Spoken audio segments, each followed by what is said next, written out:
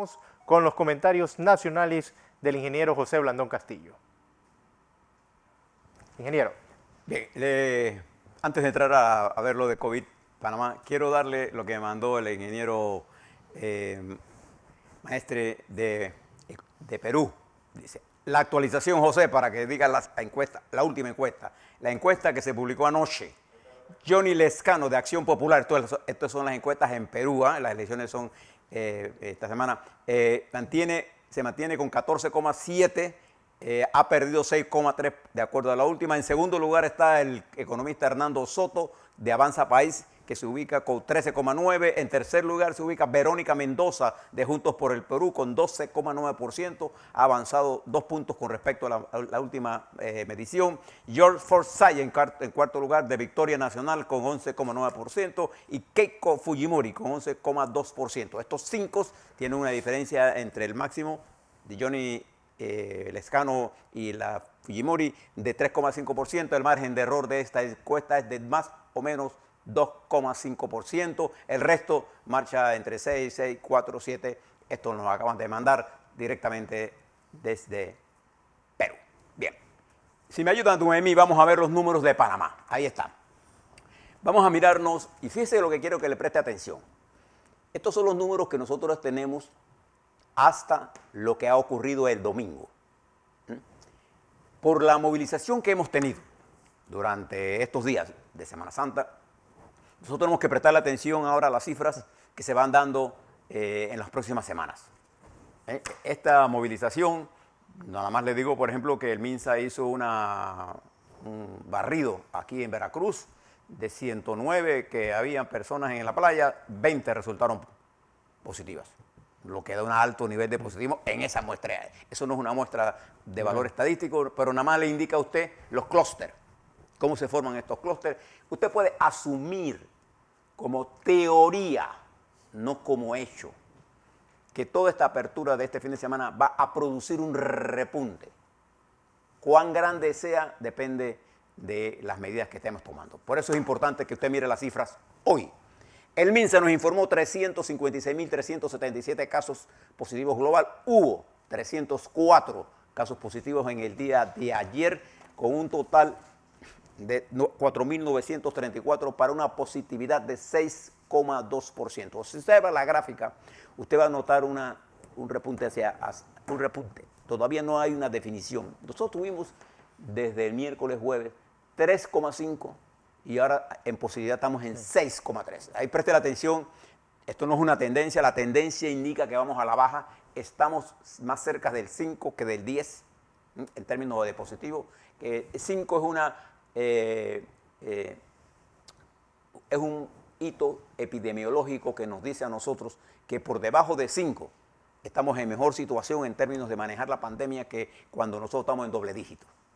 Hemos hecho un gran esfuerzo. La semana pasada llegamos hasta 3. Ahora estamos en 6,3, te dije, ¿no? 6,2%. Lo que yo sí puedo decir es que hasta ahora la curva indica que vamos a la baja. Sin embargo, mire ese repunte en la parte final de la curva polinómica. Páseme la siguiente gráfica. La siguiente gráfica, Noé, por favor. Ahí está. Esa tiene que mirar con los niveles de casos activos. Y esta es una cosa importante por lo que los casos activos han caído 4.749. Yo siempre le he dicho que le preste atención a esta gráfica, porque esa es la cantera donde viene la gente que va a los hospitales, que va a cuarentena de algún tipo, casa o hoteles, o que va a las unidades de cuidados intensivos. Nosotros hemos caído de aquel pico, fíjese, del 15 de enero de 55.000, estamos en 4.759, somos uno de los países de más bajos casos positivos del continente, si no el más bajo, y uno de los más altos niveles de recuperación con el 96,9%. Eso es positivo e importante. Fíjese esa gráfica ahora en la siguiente, que es la razón de hablarle de esto. Ahí está. Esta es la gráfica que nos dice a nosotros el uso de camas en hospitales para COVID y en el uso de cuidado, la unidad de cuidados intensivos. Observe la de abajo, que es cuidados intensivos, la que está en la parte inferior. Usted se va a dar cuenta que esa gráfica ha caído tan drásticamente que ayer se nos reportaron solo 67 casos en las unidades de cuidados intensivos. Solo 67 casos en las unidades de cuidados intensivos, lo que significa una caída sustancial. Y yo puedo decirle que esta tendencia es sumamente importante porque la presión que COVID-19 hasta el día de ayer pone sobre el sistema hospitalario con 421 camas, gente hospitalizada en sala y gente hospitalizada en cuidados intensivos ha disminuido sustancialmente. Eso es importante, porque frente a cualquier rebote, nuestro sistema tiene la capacidad de respuesta. No pasará lo que está pasando en otros lugares, salvo que se nos vaya de esto de las manos, y no creo que esto sea el deseo de todos los panameños cuando tomemos las medidas del caso. La letalidad global está en unos 72. La letalidad en términos de 60 años sigue siendo peligrosa, pero estamos vacunando precisamente a ese sector. Las medidas de mitigación ahí están reflejadas. Cuando usted hace mitigación, ¿qué es lo que usted quiere?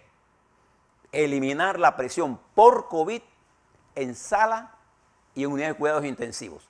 Uno de los grandes problemas que están ocurriendo en Italia, por ejemplo, es el uso en las unidades de cuidados intensivos está en 95%. Y algunos ha pasado en Brasil, ni se diga.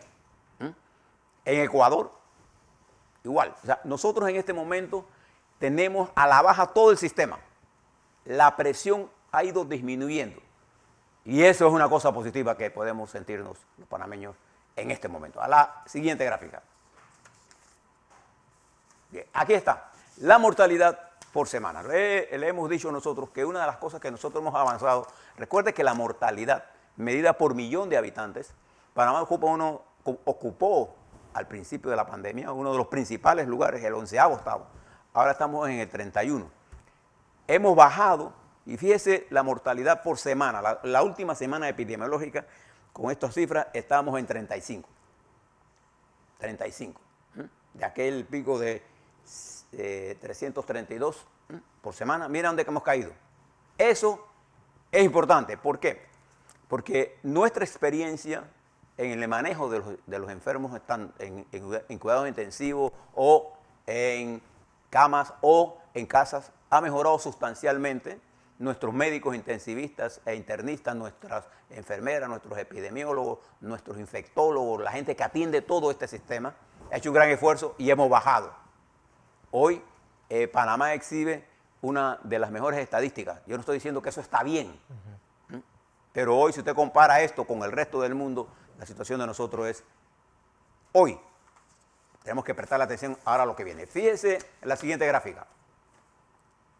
La siguiente gráfica nos está demostrando lo que estoy diciendo. Ha caído la mortalidad y el R cuadrado de esta curva nos está indicando a nosotros en la polinómica de Z, que estamos en 0.64.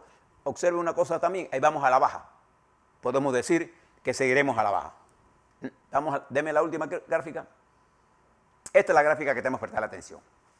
Esta es la gráfica de positividad. Nosotros, recuerde que el nivel de positividad, hay gente que siempre dice, bueno, es que hicimos más gráfica, tenemos más. No, la positividad nosotros se la vamos a dar en porcentaje. Si hay casos positivos, no importa que yo haga 100.000, va a salir reflejada. Si no hay, aunque haga 100.000 o 20.000 o 5.000, no va a salir. El porcentaje es importante en este caso, ahí lo estamos manejando porcentualmente. ¿Qué significa esto? Significa que nosotros estamos oscilando entre 3,4 y 6,1, por debajo del doble dígito, más cerca del 5 que del 10, pero en los últimos días hemos tenido aumentos. Todavía sustancialmente no importantes, pero aumentos. Preste la atención a esto. Entonces, ¿qué es lo que tenemos que hacer ahora que estamos regresando acá? Si usted tuvo la oportunidad de compartir, bueno, ahora tiene que volver a usar la mascarilla. Si usted va en transporte público, fíjese una cosa curiosa, en las terminales, en el transporte público, cuando se hizo el barrido de fin de semana, no se encontró ni un caso positivo. De 111 pruebas que se realizaron. 111 pruebas. Entonces, yo creo que si nosotros, los panameños, mantenemos el nivel de conciencia y alerta, mascarilla y protección facial, cuando va en público, lavado de las manos, distanciamiento, no salir si no es necesario, evitar las aglomeraciones, ¿no? Y si usted está vacunado y tiene doble vacuna, también tome medidas de precaución. Si hacemos todo eso, podemos seguir hablando de la apertura. Eso es lo importante. En términos generales, nuestros números, comparados con la región, comparados con el mundo y comparados con los mejores países del planeta, nosotros estamos en una situación relativamente aceptable, relativamente ¿sabe? Porque muerto nunca es aceptable, pero nosotros en términos de el posicionamiento del país en el manejo y administración de esta pandemia, en el vencer al virus en esta guerra mortal que él tiene con nosotros, lo que hemos avanzado no lo hemos retrocedido. Y en muchos casos hemos avanzado más. Fíjese cómo el sistema nuestro, en vez de ser retado por el virus, nosotros hemos logrado bajar la presión del COVID-19, de esa enfermedad, no estoy hablando de ninguna otra enfermedad, del COVID-19, le hemos reducido de los niveles altos que estaba a los niveles en que nos encontramos ahora mismo. Eso es lo importante de lo que hemos hecho entre todos, gobierno, empresa privada, trabajadores, todos en general. Bien, se lo dejo allí. Así comenzamos las mediciones que ahora vienen, que son importantes después de esta apertura. Yo quisiera, José Luis y Fernando, conversarles brevemente sobre un tema que es el tema en debate y que todo el mundo tiene opinión y debe tener opinión. Y esa opinión, lo que yo les recomiendo es que sea sustentada en la mejor información disponible. Por consiguiente, les recomiendo que se lean el trabajo hacia una nueva visión económica y social que el economista Guillermo Chapman, en un trabajo de 49 páginas, preparó y lo ha hecho circular, que me parece que es digno de estudio por parte de todos los panameños y particularmente de los dirigentes políticos y gubernamentales de este país. El documento constituye sin duda alguna un gran aporte de Guillermo Chapman a entender desde el punto de vista de la variable económica, las cosas que pasaron, el crecimiento del Producto Interno Bruto, cómo nosotros hemos venido acumulando problemas en la economía, entre ellos los problemas que él llama del amiguismo, de un país de concesiones, de un país de una economía capitalista imperfecta, en fin. Y propone una serie, al final, en sus últimas 3 páginas del documento, lo que él llama una propuesta de corto plazo. ¿Cuál es el problema de este documento del exministro Chapman y del economista Chapman, Guillermo? Que es una visión ecléctica del mundo, desde la óptica economista, a pesar de que él habla de una nueva visión social. Cuando usted habla de transformaciones en el marco económico, aquí en este documento no hay ningún análisis de la correlación de fuerzas políticas para impulsar cualquier cambio en cualquier sentido. Y es un grave error que los economistas cometen cuando en forma ecléctica te dicen, sí, ¿quién puede estar en contra de que hay que aumentar el empleo? ¿Quién puede estar en contra de que hay que aumentar la tasa de consumo en el país? ¿Quién puede estar en contra de que hay que aumentar los ingresos de gobierno? ¿Quién puede estar en contra de que hay que mejorar la eficiencia del sistema? Pero cuando usted habla de cosas como esta, por ejemplo, hay que flexibilizar el empleo. ¿Qué significa eso? Significa reformas al Código del Trabajo. ¿Qué significa eso? Que ahí tiene que haber una correlación de fuerzas políticas con voluntad para realizar eso. Los economistas normalmente no hacen recomendaciones técnicas en abstracto, pero no están presentadas la factibilidad de esas recomendaciones. Entonces, cuando pasa el tiempo, usted dice, yo te lo dije. El problema no es yo te lo dije. Y le voy a poner 2 ejemplos, incluyendo uno de Guillermo Chapman. Uno de los economistas más importantes en la administración del general Torrijos fue sin duda alguna Nicolás Ardito Barleta, el arquitecto de todo el centro financiero, el arquitecto de la modernización de la economía panameña bajo la administración del general Torrijos, fue Nicolás Barleta. Y Nicolás Barleta tenía una gran ventaja, a pesar del nivel de pluralismo que prevalecía en el gobierno del del general Torrijos, donde más sectores progresistas se oponían a la línea económica de Barletta. Pero Torrijos siempre le dio el apoyo a Nicolás Barletta. Además, si usted estudia el documento de la línea, uno de los últimos documentos de Omar Torrijos, una de las mejores análisis positivos de funcionarios que hace Omar, lo hace de Nicolás Barletta. Y Barletta era un hombre que sabía manejarse y, en medio de esas dificultades, porque la mayoría de la gente que trabajábamos con Torrijos teníamos una posición diferente a la de él. Sin embargo, Barletta venía de una escuela de liberalismo que fundó David Zamudio, con una gran preparación técnica, y el general Torrijos nunca dejó de brindarle apoyo y logró hacer reformas importantes. Centro financiero, el desarrollo de Atlapa, el desarrollo de Panamá en el mercado mundial, reaseguros, etc. Es una visión de un Estado moderno e incluso un Estado productivo. Barletta estuvo en el gobierno cuando nosotros hicimos las expropiaciones de la Panamá, de la, ¿cómo se llama?, de la Fuerza y Luz, de la Panama Boston Company, cuando hicimos la reforma agraria, cuando hicimos y vivimos periodos difíciles y nosotros no lo comprendíamos a él y probablemente él no nos comprendía a nosotros. Pero en la siguiente coyuntura, cuando Barletta fue presidente, él tenía una propuesta económica de reformas que él tenía razón en lo que estaba planteando. Nosotros que estábamos en la vida política no entendíamos la propuesta política económica de él, pero tampoco él entendía el análisis político de la coyuntura. Acabamos de Omar Torrijos de morir, un proceso electoral un poco complicado, y había una nueva correlación de fuerzas adentro de la Guardia Nacional y en la sociedad en general. Y al no ponernos de acuerdo entre lo económico y lo político, al final se produce una ruptura política.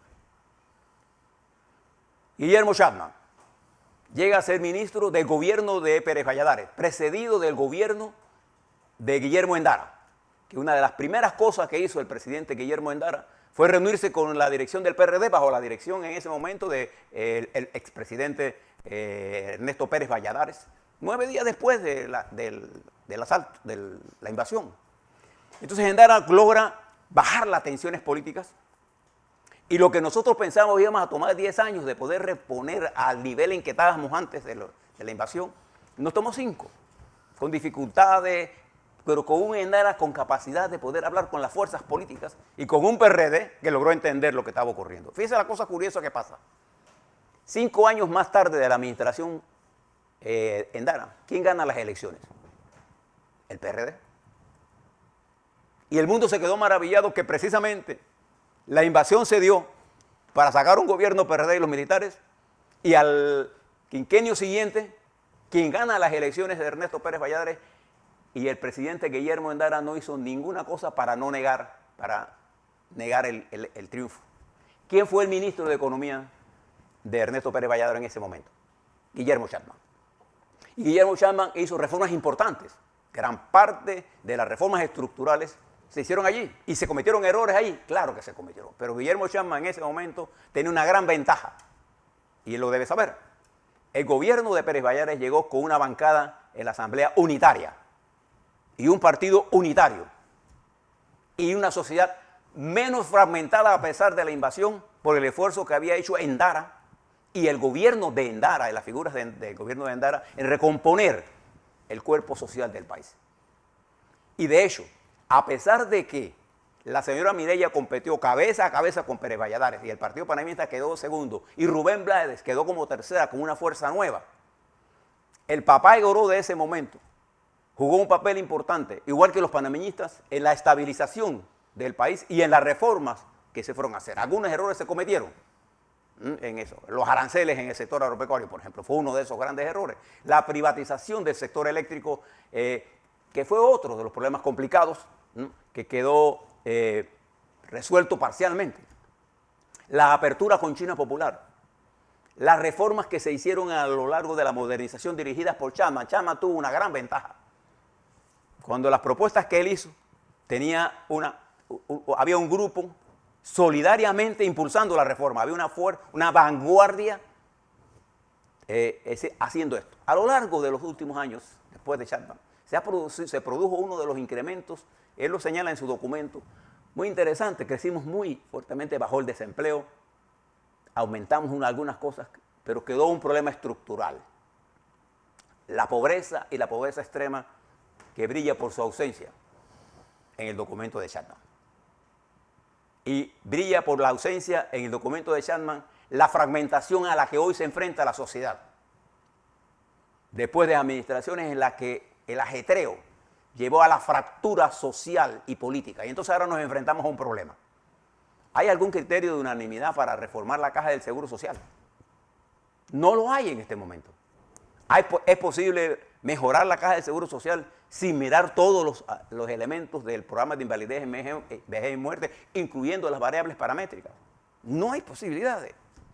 ¿Es posible reformar el Código del Trabajo con una Asamblea Nacional con ritmos de populismo que incluso tiene entre sus discusiones una legislación que sería un error para mí, desde el punto de vista conceptual en este momento, de reformas al sistema financiero?